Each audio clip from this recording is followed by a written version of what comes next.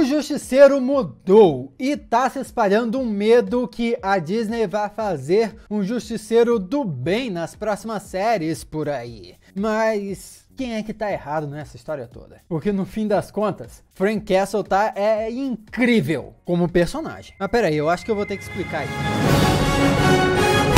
Olá, como vai? Tudo bem? Eu sou Miguel Loquia e nem herói nem vilão, o Justiceiro já tá no imaginário popular, mesmo não pertencendo ao primeiro escalão de personagens da Marvel. Tanto é que já ganhou várias adaptações para o cinema e, mais recentemente, uma série na Netflix sendo interpretado pelo ator Jon Bernthal. Inclusive, vem surgindo vários rumores do retorno do personagem Justiceiro no universo cinematográfico da Marvel. Um informante chamado Tom Smith disse o seguinte: basicamente, Born Again, que é a nova série do Demolidor que foi confirmada pela Marvel Studios, está reintroduzindo os personagens da Netflix no mainstream. E eles planejavam trazer a Krysten Ritter na série, ou seja, a atriz que interpreta a Jessica Jones. Só que existe um problema na agenda com ela. Então, eles precisavam de outra estrela da Netflix para preencher o papel. Este é Jon Bernthal. Não fiquem chocados se Ritter aparecesse mesmo assim. Ou seja, o Justiceiro vai aparecer na série do Demolidor, aparentemente, segundo rumores. E o ator já deu algumas entrevistas dizendo que ele voltaria a interpretar o Frank Castle desde que respeitassem a essência do personagem, que pede uma classificação indicativa maior. Porém, aí vem algumas questões, porque da mesma forma que o Demolidor se apresentou agora de uma forma diferente, recebendo inclusive um novo uniforme que é dourado e vermelho, homenageando o primeiro uniforme dele nos quadrinhos, que era amarelo e vermelho,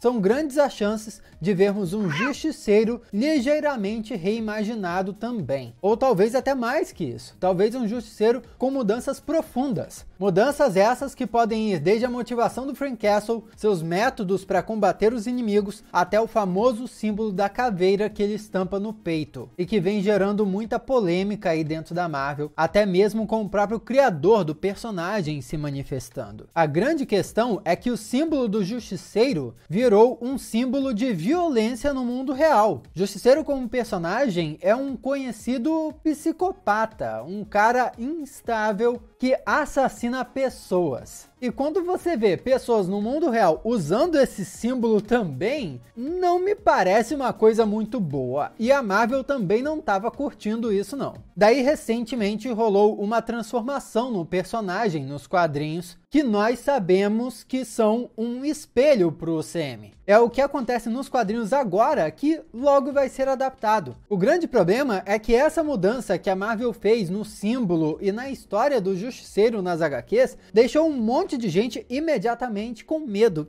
Como assim? Estão mudando o Justiceiro? Vão tornar ele um Justiceiro do bem agora? Vão destruir a essência do Justiceiro? E eu devo dizer, ó, quem tá dizendo isso, tá dizendo sem ter lido nada, sem saber de nada. Porque se tivesse lido essa história, ia entender que o negócio tá pesadíssimo. E é por isso que nós precisamos conhecer essa história aqui, que pode ser o futuro do Frank Castle no CM. Ela, já vou avisando, hein? Pode ser uma história para maiores de 18 anos. Não espere uma história do Justiceiro do bem, não tem nada disso. E eu aposto que você vai se surpreender não só com as mudanças, mas com algumas coisas que essa história traz. Vamos conhecer ela aqui, mas já vou te pedir para se inscrever e ativar as notificações para se tornar parte da família Loquia, me dar uma força, ficar aqui com a gente para os próximos vídeos também. Adoraria ter a sua companhia aqui com a gente. E já deixa seu like aí também, pô, para me dar uma ajuda. E muito obrigado de coração para você que já faz parte da família. Vamos continuar. Eu curti demais essa história e quis compartilhar. O quadrinho começa mostrando a cena do massacre que todos nós já conhecemos e que foi reproduzida algumas vezes nos cinemas e na série. É a famosa briga de gangues, que acabou matando toda a família do Frank Castle. Esse passado assombra e motiva o Justiceiro todos os dias. Então nós vemos um grupo trabalhando em uma espécie de galpão, onde reúnem uma variedade enorme de armas com um grande poder destrutivo. Esses caras usam elmos de gladiadores na cabeça, veneram a guerra e trabalham para alguém chamado General. Eles fornecem armas para organizações criminosas e terroristas, mas o trabalho é interrompido com a chegada do Justiceiro, que elimina o bando com muita facilidade no apagar de luzes. O Frank Castle ataca violentamente usando uma espada, que inclusive ele parece não saber manusear muito bem ainda, que é totalmente diferente das armas de fogo que nós estamos habituados a ver ele usando. Mas o que mais chama a atenção aqui é o símbolo que ele está carregando no peito. A velha caveira branca que ele usava deu lugar à imagem de um demônio, um Oni da cultura japonesa, que não é exatamente o demônio da Igreja Católica que a gente está acostumado. É muito mais uma entidade sobrenatural, que às vezes é boa e às vezes é ruim. O Frank aqui tenta descobrir quem está por trás dessa ação dos bandidos, só que sem sucesso. Ele ordena que recolham as armas e queimem tudo. Essa ordem é prontamente atendida por ninguém mais, ninguém menos que os Ninjas do Tentáculo, o clã de ninjas assassinos da Marvel, que já enfrentou muitas vezes o Demolidor. Mas como é que isso aconteceu? Como é que o Frank Castle está liderando o Tentáculo agora? E aí nós vamos para cenas de semanas atrás. Frank está no seu apartamento quando de repente é atacado brutalmente pelos ninjas do Tentáculo, acompanhados da sacerdotisa do clã. A luta é dura e sangrenta, só que não passava de um teste para recrutarem o novo Punho da Besta, ou seja, o novo líder do clã. O Frank Castle, ele derrota todo mundo, fica acabadaço, mas vai conseguindo vencer os ninjas. E é isso que garante a ele a posição. Frank agora serve a Besta, que é tipo essa entidade que está por trás do clã. Inclusive, o símbolo que ele ostenta no peito é referente a essa criatura, que já apareceu no passado nos quadrinhos da Marvel e que é o que está por trás do clã Tentáculo. Por isso, ele aposentou seu antigo uniforme e agora reside na cidadela do clã no Japão. E a gente percebe que essa servidão do Frank Castle não veio à toa. Afinal, por que o Frank ia aceitar se unir a eles? E a gente descobre que o Tentáculo conseguiu ressuscitar Maria, a sua falecida esposa. E aí, pô, explode a cabeça. E aí você entende. Entendeu já? Entendeu? Não tá... O Justiceiro do Bem caiu por terra. O argumento não tem isso. Não tenha medo do Justiceiro do Bem, não, amigo. O negócio vai pegar, mas só daqui já dá pra sentir que essa é uma trama muito maior do que aparenta ser. E eu não acredito que o Frank Castle vai ficar com esse símbolo e nesse estilo para toda a eternidade, sabe? Acho que é só uma fase do personagem. Afinal, fica muito claro que ele está sendo manipulado pelo Tentáculo aqui. A hora que ele parar de ser manipulado pelo Tentáculo, grandes são as chances dele abandonar esse símbolo de Oni no peito e talvez ele volte para o seu antigo símbolo de caveira. Ou então até vá para um outro novo símbolo de caveira, mas que não esse símbolo de Oni. Enfim, em um outro flashback, vemos Frank, ainda criança, recebendo uma advertência na escola por ter ferido um colega, que muito possivelmente não poderá mais ter filhos. Coitado. Na sua mochila é possível ver vários livros e desenhos sobre guerra e violência, mas chama a atenção a camiseta do Capitão América que ele usa. Essa cena já mostra características fundamentais do Frank Castle. Primeiro, ele era problemático desde jovem e segundo, ele sempre foi fã do Capitão América, mesmo os dois personagens sendo absurdamente diferentes. No presente, vemos Frank com sua esposa e descobrimos que ela não faz ideia do que aconteceu naquele fatídico dia e acredita que os seus filhos ainda estão vivos. Em seu trono banhado a sangue, o Justiceiro recebe um dos apóstolos da guerra, que oferece uma arma como demonstração de respeito. Mas Frank ignora o objeto e exige saber para quem ele trabalha. Tudo não passava de uma armadilha. O apóstolo carregava uma arma escondida numa ferida e uma bomba ligada ao coração. O Frank consegue dar conta ao despertar os olhos da besta, que é um dos 5 dons do punho, o que significa que o seu despertar como punho da besta já estava começando. E o Justiceiro nessa fase tem algumas habilidades sobrenaturais. Com isso, ele ganhou direito a ir às profundezas da fortaleza até o Templo da Besta, e a visão do local deixa Frank petrificado. Enquanto isso, distante dali, ao descobrir que o seu plano tinha fracassado, é revelado que o líder dos Apóstolos de Guerra é ninguém mais, ninguém menos que Ares, o próprio deus da guerra, que na verdade não era muito difícil de se deduzir, né, pelo nome dos personagens e pelos capacetes que eles estavam usando antes. O tentáculo, liderado pelo Justiceiro, enfrenta a Hydra e sai vitorioso. Um soldado da Hydra é levado para ser usado como oferenda à besta, enquanto descobrimos como o Justiceiro matou pela primeira vez. Frank tinha 10 anos quando viu um homem agredir e matar 2 pessoas, enquanto os moradores da região não fizeram absolutamente nada, por puro medo. Mas as imagens e os gritos que ele presenciou não saíam da sua cabeça,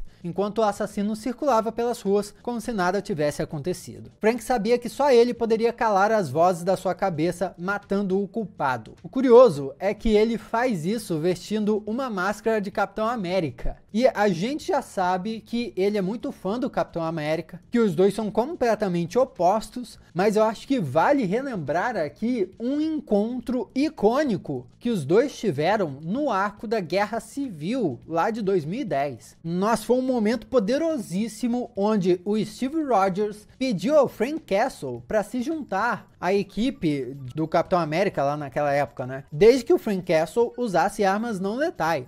Porém, o Justiceiro acabou matando 2 pessoas e o Capitão América perdeu a cabeça com ele. Já em um quadrinho do Justiceiro de 2013, o Capitão previu meio que a polêmica que o símbolo do Justiceiro poderia causar no futuro. Olha só isso, em 2013, o Capitão América deu um discurso para o Justiceiro, onde ele falou o seguinte sobre o símbolo dele e tudo mais. Eu não gosto de você, não porque eu acho que você é um psicopata ou porque você tortura e mata ao invés de confiar nas nossas leis. É porque você veste uma caveira no seu peito. Essa caveira faz de você mais do que um maluco saindo por aí com uma noção distorcida de justiça. Isso transforma você em uma ideia. Essa caveira pode inspirar pessoas a agirem como você. Pessoas que nem imaginam que estão sendo inspiradas. Símbolos são coisas poderosas, Frank. São atalhos para grandes ideias, propagandas para ideologias. Eu deveria saber, eu fui um por muito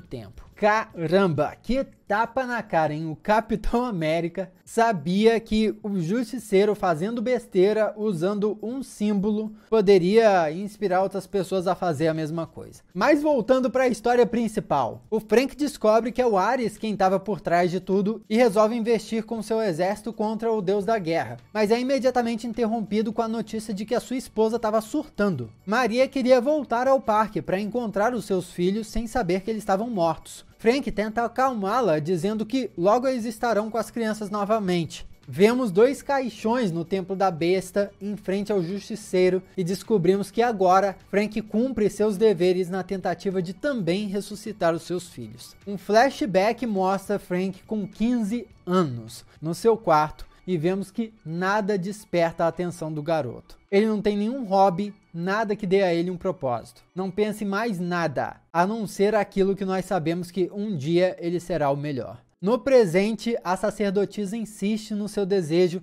de transformar os ninjas do tentáculo em cópias do Justiceiro e pede para que ele conte o segredo, que ele mostre o verdadeiro caminho que o levou a ser essa máquina de destruição em massa que nós conhecemos. E o Frank se recusa a dizer, mas nós sabemos que o Justiceiro só é o que é por causa das grandes perdas pessoais que ele teve. Enquanto isso, Ares não está contente com o comportamento do Justiceiro e decide entrar no Templo da Besta, ficando frente a frente com a sacerdotisa para descobrir quais as intenções dela com Frank Castle. Para Ares, Frank está travando uma guerra pessoal dentro de si, enquanto a sacerdotisa diz que está apenas guiando para que ele se torne o que nasceu para ser, o Punho da Besta. Enquanto treinava com a espada, o Justiceiro é atacado por 2 figuras enviadas pela própria sacerdotisa para lembrar Frank do seu destino. Eles são os vilões, Lady Bullseye e Lord Deathstrike, que são facilmente derrotados quando o Justiceiro desperta mais uma vez os seus dons como punho da besta. A sacerdotisa apresenta para o Frank um novo agrupamento ninja, aperfeiçoado pela anciã, tendo seus parentes mortos para não mostrarem mais fraqueza. Meio que é espelho do que fez o Frank Castle se tornar o Justiceiro. Aterrorizado por essa reviravolta, Frank agora busca fugir desse lugar com Maria, matando a sacerdotisa que se revelou ser um demônio. Os ninjas demonstram obediência, mas a ressurreição de Maria está incompleta. Se manter afastada do esconderijo do tentáculo só fará com que ela morra para sempre. E isso revela que a sacerdotisa ainda está viva. Ou seja, não tem como fugir do seu novo dever. E Frank Castle decide ir sozinho contra o Ares, que se apresenta vestindo o velho uniforme com a caveira no peito. É a tentativa do deus da guerra em trazer o Justiceiro de volta. E meio que uma luta entre um novo Justiceiro e um antigo Justiceiro, mesmo que não seja um antigo Justiceiro. Frank luta com todas as forças, com todos os recursos disponíveis, mas é inútil. Ares recebe os golpes como se fosse nada, enquanto discursa sobre como o Justiceiro era o seu discípulo mais fiel. Afinal, pô, ele era o deus da guerra, o deus da batalha, e o Justiceiro vivia sempre em guerra com a justiça, matando os outros, enfim. Na tentativa de descobrir o que o tentáculo fez para que ele desse as costas para o deus da guerra, Ares descobre que os ninjas ressuscitaram sua família e pede para que seus apóstolos tragam eles. Isso desperta os dons da besta dentro do Frank. Mas nem assim é suficiente para derrotar o deus da guerra, e deixa o Justiceiro inconsciente. Por sorte ou azar, os olhos da besta estão em todos os lugares, principalmente onde existe banho de sangue. Os ninjas do tentáculo salvam Frank. A sacerdotisa cura suas feridas, e vemos uma cena chocante: o processo de ressurreição dos filhos de Frank. É nojento, bizarro, e a sacerdotisa explica que o processo é mais difícil com crianças, principalmente quando passam mais tempo mortas do que vivas. O processo todo é doloroso demais para o Frank assistir, e ele decide pôr um fim naquilo, matando seus próprios filhos, num momento terrível. Caraca, isso é... nossa! E é aí que um velho conhecido aparece. Naquele fim de mundo, na tentativa de entender o que o Justiceiro está fazendo, surge o Demolidor, que não só já teve vários debates filosóficos e embates, inclusive lutas, com o Justiceiro, como também já esteve tão intimamente envolvido com o tentáculo, que já foi o receptáculo da própria besta. O Demolidor já foi o líder da besta em um arco dos quadrinhos chamado Shadowlands. Então, sobre a besta, o Matt Murdock entende. Como dá para notar, a história tá incrível e ela não acaba aqui. Ela ainda tá se desenrolando, tá sendo publicada lá nos States. E esse lance dele ser o líder do tentáculo parece ser um arco que vai ser transformador para o Justiceiro, mas é apenas transitório e vai deixar ele em um outro ponto da sua carreira. Se eu tiver de chutar, o Justiceiro não vai ser para sempre o líder do tentáculo, mas também eu não sei se o Justiceiro vai voltar a ser o mesmo Justiceiro que ele era antes. Talvez volte. Aí vamos ter que ver, mas definitivamente não virou um Justiceiro bonzinho, como dá pra perceber, não virou um Justiceiro sem sangue, pô, tá mais adulto que nunca essa história, loucura demais. Totalmente de acordo com a essência do personagem, sim. Comenta aqui o que você achou disso, com todo o respeito para os colegas. Já desce aqui, dá uma olhada no que o pessoal tá comentando também. Aqui do lado tem outros vídeos para você já assistir. Outros vídeos do Histórias com Loquia também. E eu vou voltar para contar o fim dessa história. Vocês querem? Muito obrigado pela sua companhia fenomenal. Eu sou Miguel Loquia e a gente se vê na próxima.